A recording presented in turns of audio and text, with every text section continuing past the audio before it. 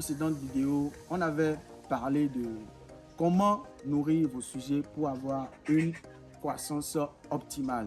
Dans cette vidéo, nous allons attirer votre attention sur l'importance de la transition alimentaire chez les poulets. Cela cause énormément de mortalité dans les poulaillers et beaucoup pensent que c'est lié aux maladies, au traitement, à l'hygiène. Non. L'alimentation, la transition alimentaire peut influer sur la santé de vos sujets.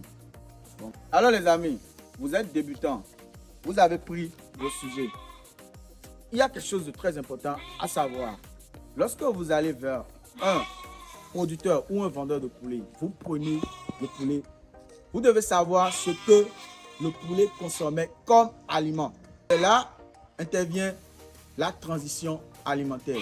Vous ne pouvez pas prendre un poulet, l'amener chez vous et commencer par lui donner votre aliment compte tenu de votre objectif. Non, vous demandez d'abord à celui qui vous a vendu le poulet, qu'est-ce que tu donnais à tes poulets? Alors les amis, vous savez déjà l'aliment que le sujet prenait avant. Maintenant, votre objectif ne répond pas. L'aliment que le sujet prenait avant ne va pas répondre à votre objectif. Vous avez d'autres objectifs et vous devez nécessairement changer l'aliment. Vous allez faire la transition. Et pour faire la transition, qu'est-ce que vous allez faire? Le premier jour, vous prenez 75% de l'aliment que le sujet prenait, plus 25% de l'aliment que vous voulez donner à votre sujet, c'est-à-dire l'aliment de transition. Vous le faites le premier jour. Le deuxième jour, vous prenez 50% de l'aliment que le sujet prenait, plus 50% de l'aliment de transition, c'est-à-dire l'aliment que vous voulez donner à votre sujet pour atteindre votre objectif. Le troisième jour, vous prenez 25% de l'aliment que le sujet prenait, plus 75% de l'aliment que vous voulez donner à votre sujet de façon habituelle, l'aliment de transition. Et le quatrième jour, vous prenez 100% de l'aliment de transition et vous donnez à votre sujet.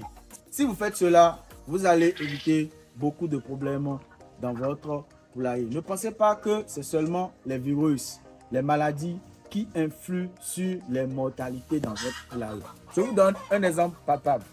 C'est un client qui m'a contacté, qui a dit qu'il voudrait prendre des sujets reproducteurs. Il en voulait 10, 8 femelles, 2 mâles. Alors, la première question que moi je pose à mes clients qui veulent se lancer dans l'élevage ou bien qui veulent faire la reproduction, je leur demande, est-ce que vous avez déjà élevé un poulet? Il m'a dit oui, qu'il est un éleveur. J'ai dit, ok, je lui ai donné la prophylaxie que j'utilise avec mes sujets. Je lui ai donné toutes les informations qu'il faut savoir sur ces reproducteurs-là. Mais laissez-moi vous dire que cet éleveur, lorsqu'il est rentré chez lui, il a fait autre chose. D'abord, il n'a pas fait la transition. Il a donné l'aliment qu'il voulait donner à ces sujets compte tenu de son objectif. Et il a gardé les sujets pendant 1 mois. Il n'y avait aucun problème. Tout allait bien.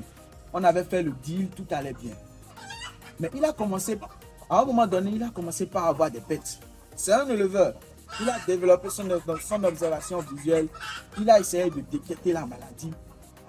Il n'a pas trouvé. Il s'est demandé, mais qu'est-ce qui s'est passé? J'ai fait les vaccins. J'ai respecté. Les sujets sont dans de bonnes conditions. L'hygiène, tout va bien. Mais pourquoi mes sujets tombent? Il a eu l'intelligence de me contacter et il m'a demandé, le roi fermier, j'ai pris des poulets chez vous. 1 mois après, je constate que je perds des sujets.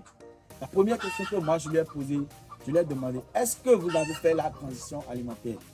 Il m'a dit non. Lorsque les sujets sont venus, il leur a donné son aliment. Donc, à un moment donné, le foie des sujets a eu un coup. Et il ne savait pas. Pour lui, c'était une maladie lambda. Donc, il a commencé par traiter alors que c'était lié à l'alimentation. Donc, c'était juste un exemple papa pour vous dire l'importance de la transition alimentaire, les amis. C'est vraiment important. Ne négligez pas cet aspect-là. Alors, les amis, donc voilà, je viens de vous expliquer dans la vidéo. Si vous avez des sujets, vous voulez faire vous voulez changer d'aliment, vous voulez passer à un autre aliment, n'oubliez pas de faire la transition. C'est très, très important. Donc, si vous avez besoin, par exemple, de formation en élevage de poulets, ou si vous avez besoin même de poulets aux producteurs pour lancer votre projet. N'hésitez pas à nous contacter en privé. Si vous avez des questions, n'hésitez pas à les poser dans les commentaires. Alors les amis, vous avez certainement constaté derrière moi qu'on est en chantier. Il y a un petit chantier là. C'est un chantier destiné à l'élevage d'escargots. Donc nous sommes actuellement en chantier. Mais très bientôt, nous allons commencer par partager des astuces sur l'élevage d'escargots. Si ça rentre dans vos centres d'intérêt, alors n'hésitez pas à vous abonner, d'activer la cloche de notification, d'aimer cette vidéo, bien sûr. Restez connectés pour la suite parce qu'on aura partagé énormément de choses sur l'élevage d'escargots. Merci beaucoup. C'était Laurent Fermier.